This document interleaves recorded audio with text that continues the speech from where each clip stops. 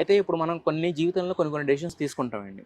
అవి ఎలా ఉంటాయంటే ఏదన్నా ఒక చిన్న ఇన్సిడెంట్ జరిగినప్పుడో లేకపోతే అది గుడ్ ఆర్ బ్యాడ్ కొన్నిసార్లు ఏం చేస్తామంటే జీవితాన్ని ప్లాన్ చేసుకుంటాం.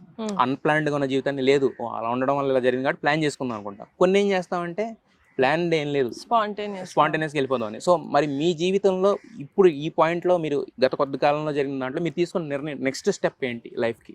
ఏది రిగ్రెట్ అవ్వకూడదు అంటే నేను ఎప్పుడు ఏది జరగాలో అది జరుగుతుంది.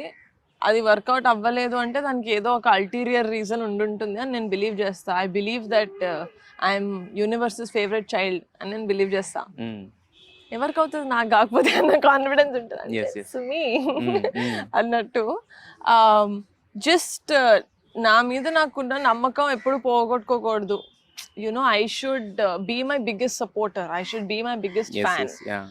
అది నేను గట్టిగా తీసుకున్న డెసిషన్. ఎవరు అంటే ఐ షుడ్ నాట్ లెట్ అంటే నాకు ఇంకెవరు వాలిడేషన్ అక్కర్లేదు, నాకు నేను చాలు అన్న డెసిషన్ నేను తీసుకున్నా.